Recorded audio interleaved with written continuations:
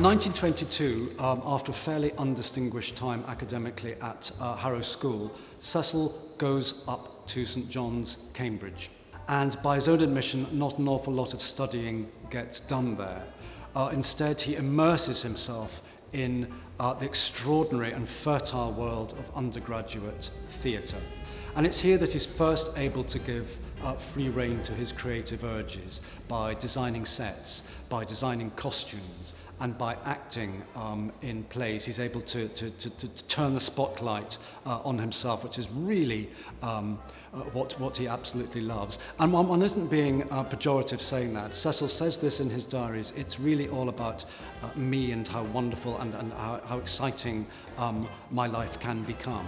It's at Cambridge that he meets the Orientalist-to-be and Byzantine historian Stephen Runciman, a very, very handsome man who Beaton is quite in awe of.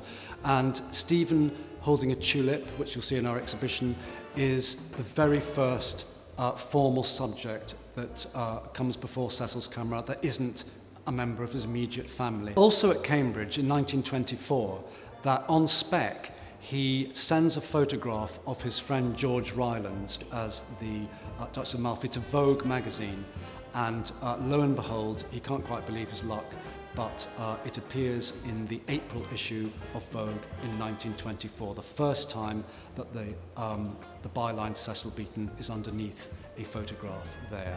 He leaves Cambridge in 1925, having not finished his degree, and he is at a loss what to do.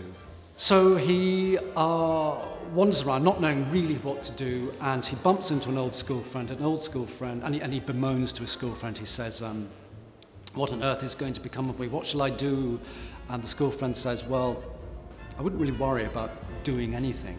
Just become a friend of the Sitwells and everything will fall into place. The Sitwells being the great patrons of the time. Rather oddly, in 1926, it does actually happen. He does bump into the Sitwells, and he takes photographs of Edith Sitwell, particularly.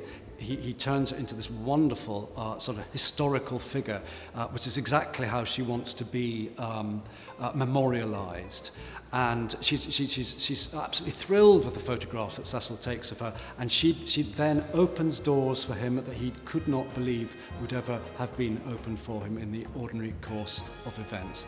His entry to the world of the bright young things, young and old, is secure.